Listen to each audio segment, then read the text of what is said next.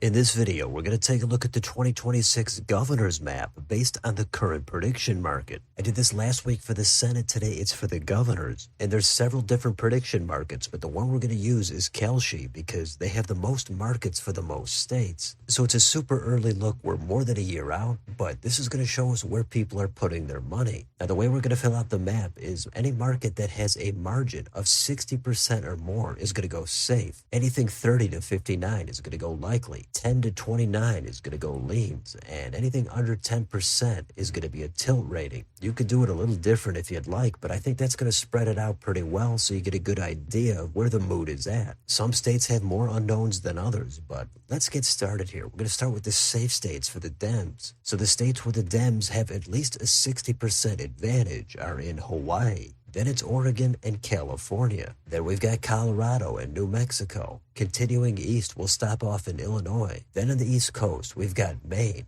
New York, Massachusetts, Connecticut, Rhode Island, Pennsylvania, and Maryland. All of those, according to the market at the time I made the video, were safe blue. And now we'll do the safe states for the GOP. West Coast to east, it's Idaho, Wyoming, South Dakota, Nebraska, Oklahoma, Texas, Arkansas, Tennessee, Alabama, South Carolina, and Florida. All of those safe red states. In all these states so far, it doesn't mean that they're going to be won by a landslide margin. It just means that it's very likely that that party is going to at least win that state, even if it's by a tiny margin. And some of these are more safe than others, but you get the idea. Now we'll go down to the likely states. Again, these are between a 30 and a 59-cent lead on the markets. For the Dems, we've got 4 states. First in the Southwest, it's Arizona. This was interesting because this should be a pretty good race next year between Katie Hobbs, the incumbent Democrat, and whoever the Republican is. But the problem here for the GOP is it's getting to be a crowded field now that Dave Schweikert is leaving the House and deciding to make a run here for governor. So Hobbs is sitting pretty right now. Republicans are battling it out.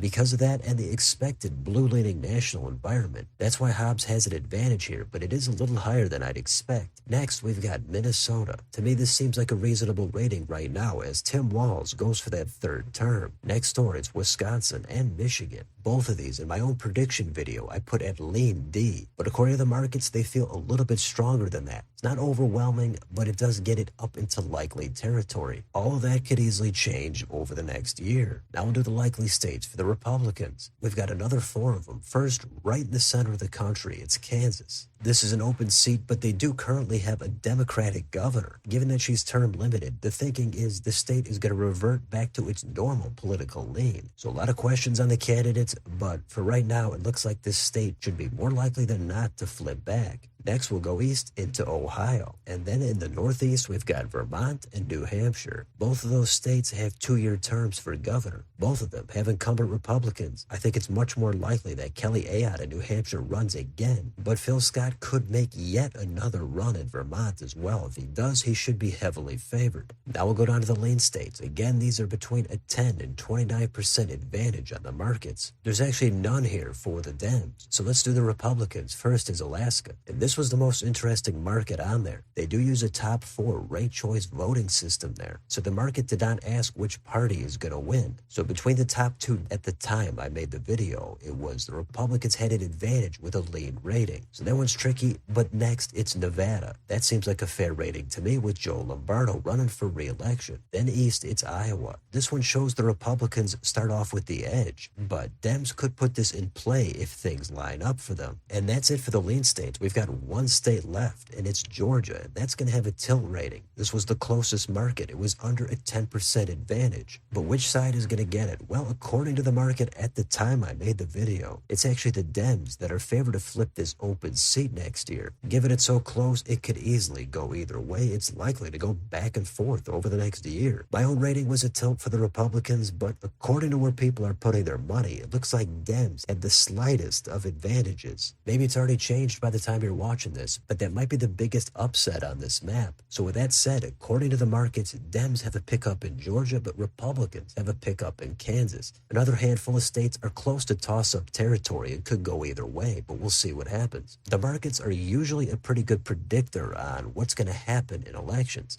But like with everything, there's going to be exceptions. I've seen markets where somebody has a 70, 80% chance or more to win, and they end up losing. So out of all these races, there's probably going to be maybe one or two upsets. But unless it's an extremely safe state, I think the markets should be a little bit more competitive than this shows. For example, I don't think Texas and Florida should be total slam dunks for the Republicans. I also don't think Oregon, New Mexico, or Pennsylvania should be completely in the bag for the Dems either. So as I said at the beginning, some of these states are safer than others. But for now, this is how the map looks based on the current prediction market for early October 2025. So let me know in the comments, what do you think about this 2026 governor's map according to where people are putting their money? Which state surprises you the most? Is it Arizona? Maybe Georgia? Maybe you think something's going to happen in Texas, South Carolina, Rhode Island, or Maine? Let me know what you think down below on your way out. Don't forget to like, share, and subscribe. Join if you'd like to help support the channel. Thanks for watching. I'll see you next time.